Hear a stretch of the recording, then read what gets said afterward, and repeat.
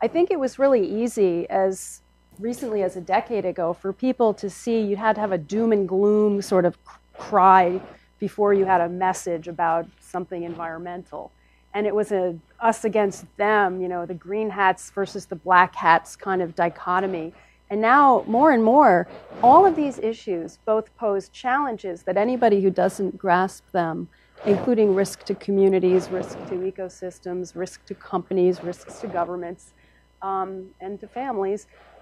there is that downside. But the flip side is, wow, now that we're having this wake-up call and we're experiencing these drivers, there are a series of whole new ways to frame the problems and go about solving them. And in fact, there are better solutions than the prior generation. So we're all getting propelled to not just react, not just be forced into something, but to have our eyes open to a next generation of solutions. And a lot of our work has tended to be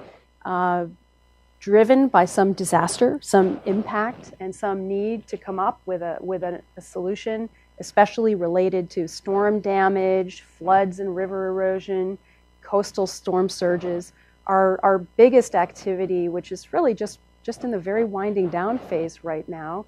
is tied to the planning and engineering and program management of the $14 billion infrastructure program that now shields New Orleans, not only from the storm that hit it in 2005, but actually for all the anticipated future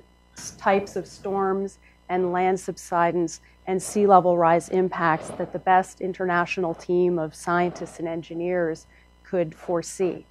So it's actually carved out a new way to understand risk, to clarify the things that we don't want to have happen, and to find ways to take steps now, not just in theory, not just as a matter of policy, but to engineer it, to build it, and to justify and get people rallied behind getting it done. And it's funny,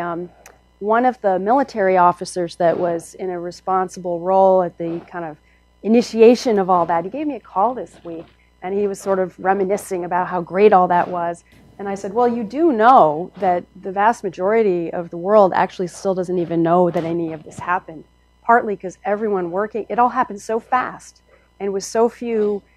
newsworthy moments, namely conflicts and problems, that so many people don't know that we have that we have the world's most advanced infrastructure, and it's right here, it's recent, it's affordable. And when Hurricane Isaac bore down in 2012, it saved more than twice its cost. It avoided over $30 billion of damages. So there are these models that I think are ultimately incredibly positive.